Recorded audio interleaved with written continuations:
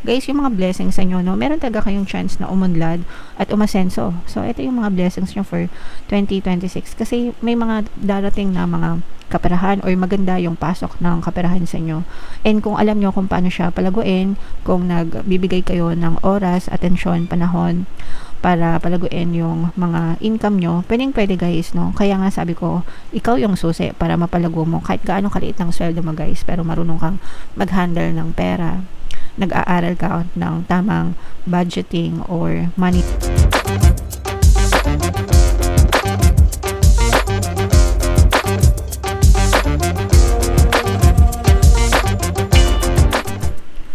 Hello guys, hello Sagittarius, welcome back to Pinoy Pixie Tarot. Ang pamagat ng episode natin for tonight is mga blessings para ngayong 2026. So, tingnan natin yung mga potential blessings na pwede nyo ma-experience, and kung may mga balakid ay i-mention din natin guys. So, unahin muna natin tong deck na to. Ito yung mga angel messages para sa inyo guys ngayong bagong taon.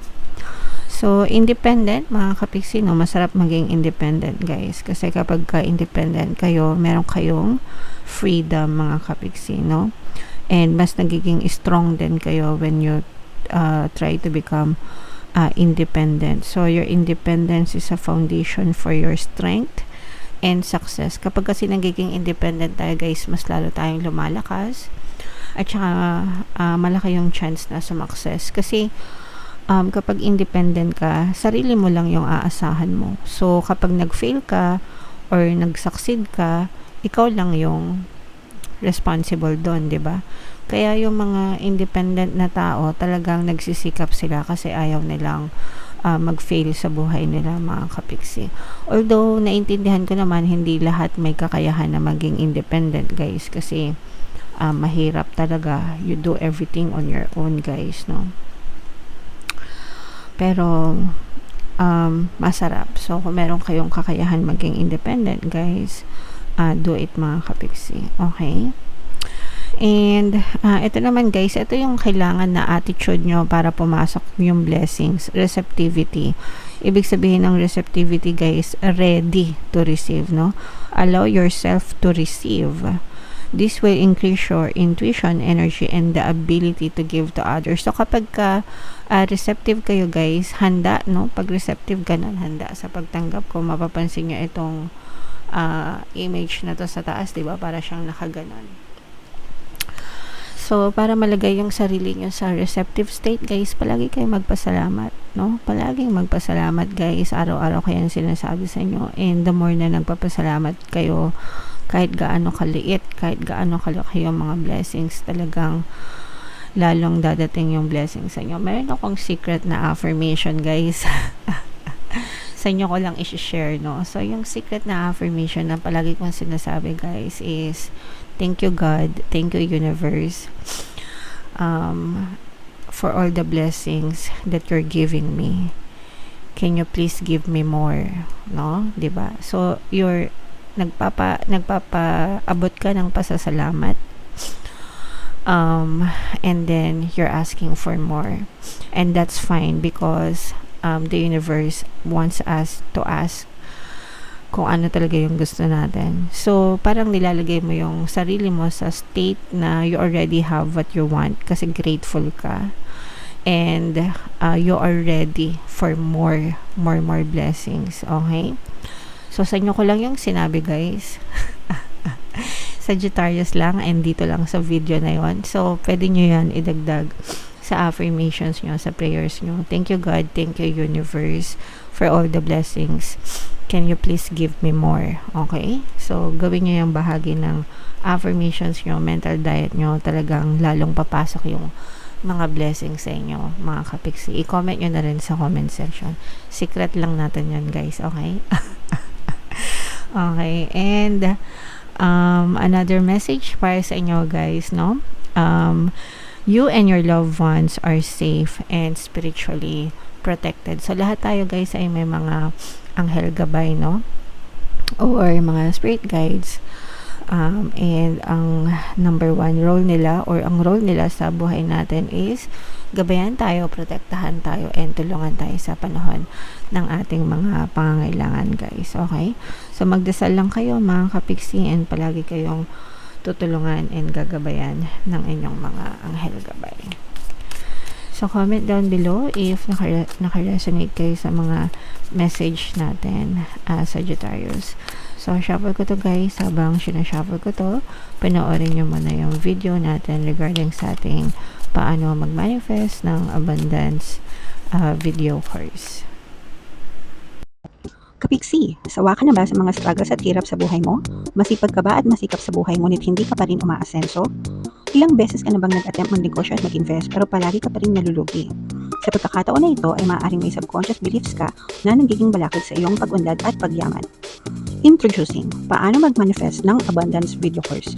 Dito ay matututunan mong ma-overcome ang mga balakid mo para tuluyan ka ng umunlad, umasenso, sumagana, maging matagumpay, successful at maswerte sa iyong kabuhayan, pera, trabaho, negosyo sa lapi at kaperahan ng bonggang-bongga.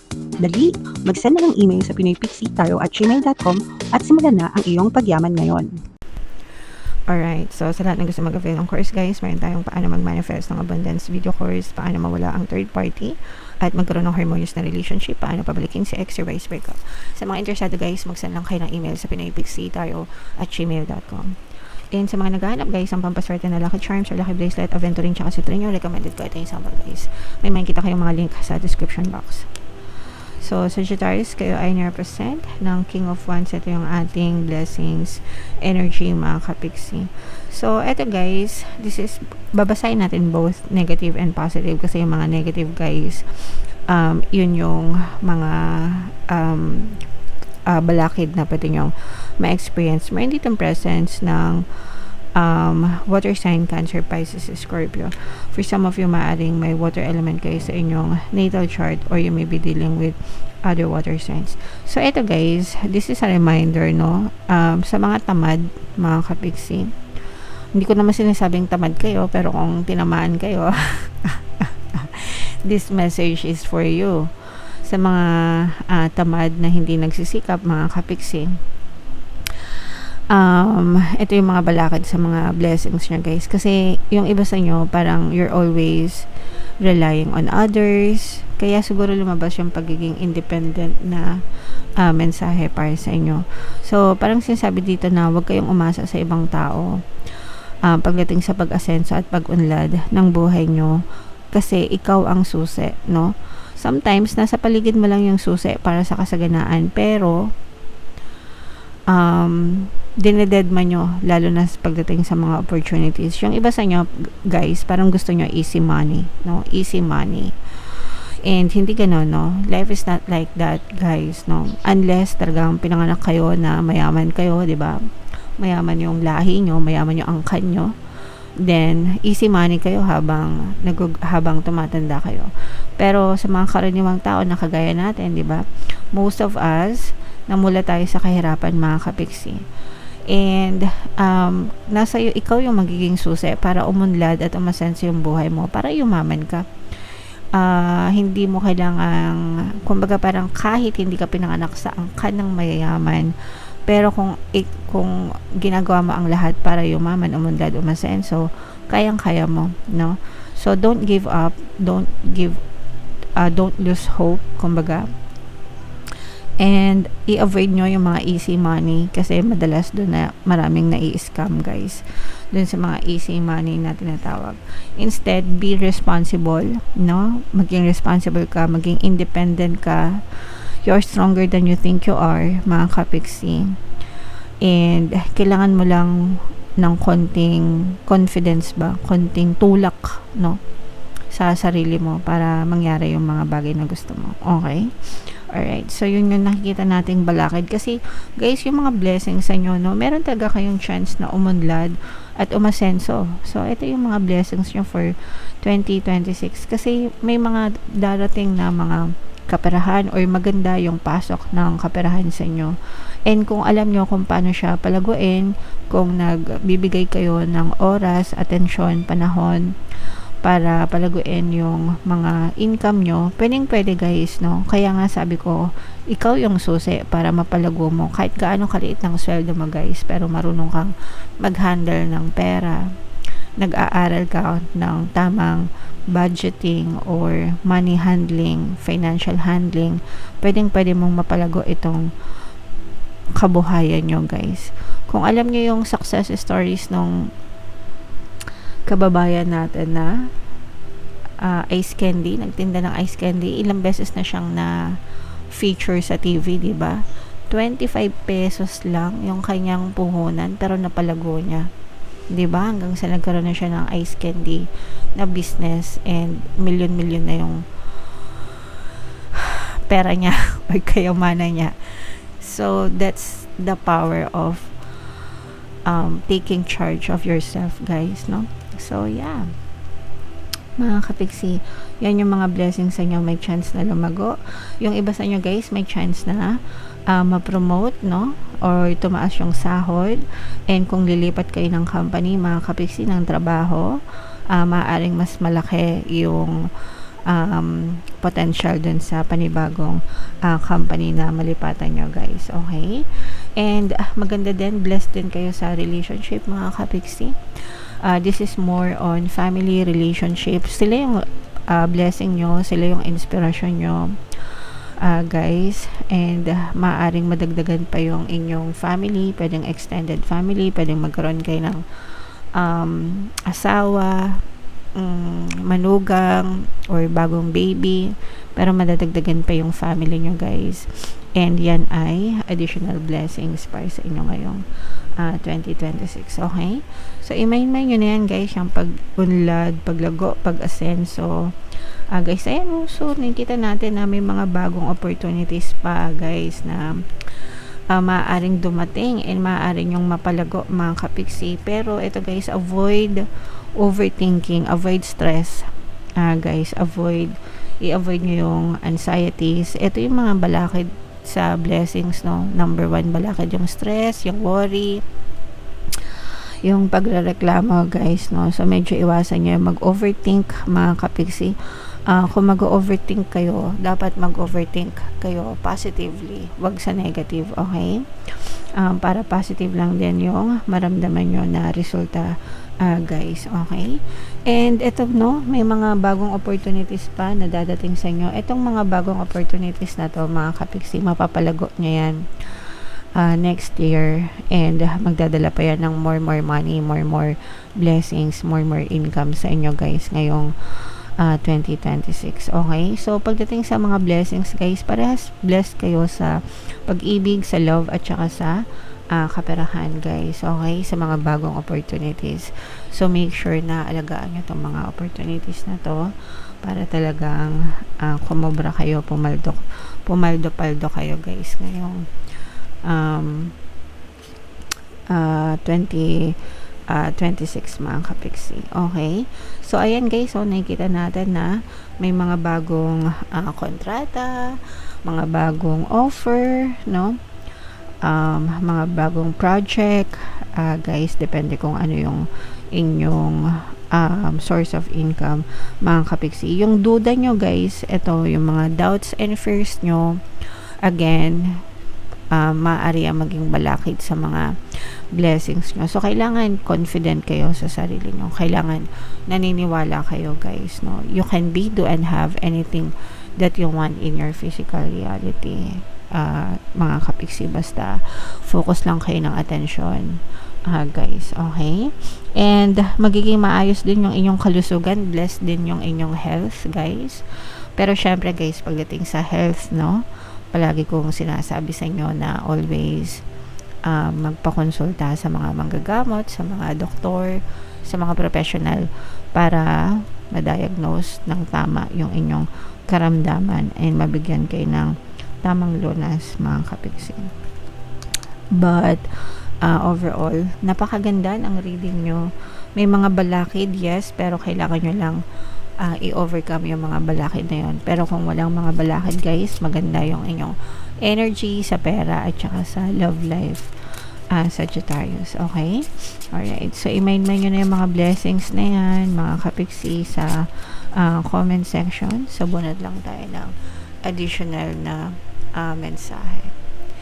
If it is meant to be, it will be. You won't have to force, convince, or worry over it.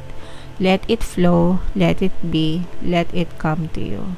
You are attracting everything you need.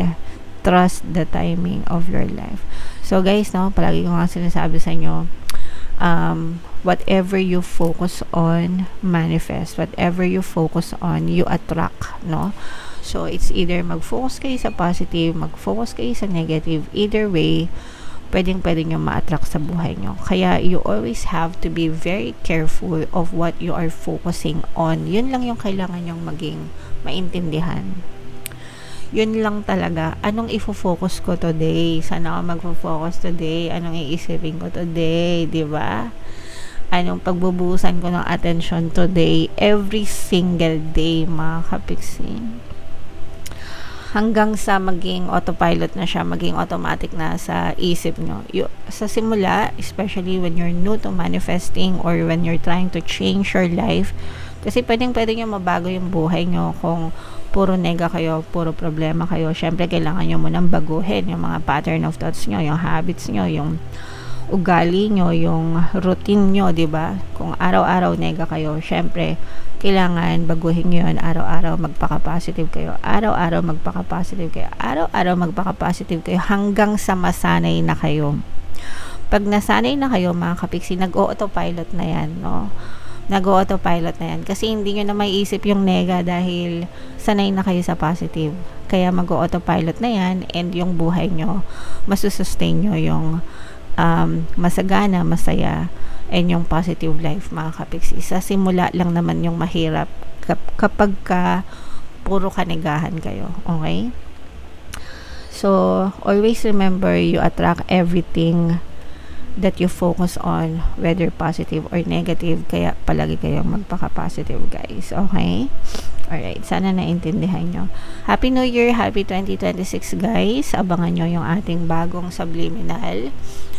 Ilo-launch natin yan sa December 31, 8pm dito sa ating channel. Pampaswerte sa 2026. Abangan nyo, patugtugin nyo habang naghihiwalay yung taon para talagang pumasok yung magandang swerte sa buhay nyo. Okay? Alright, comment down below if naka-resonate kayo. I-mind nyo na lahat ng mga magagandang blessings na narinig nyo dito sa reading na to. Ito yung ating 2026 kapalaran, guys. Ito naman yung ating success stories ng paano mag-manifest ng abundance with yung course. Click here to subscribe, guys. Thank you for liking, sharing, and subscribing. See you next time. I love you all. Have a nice day. Bye-bye.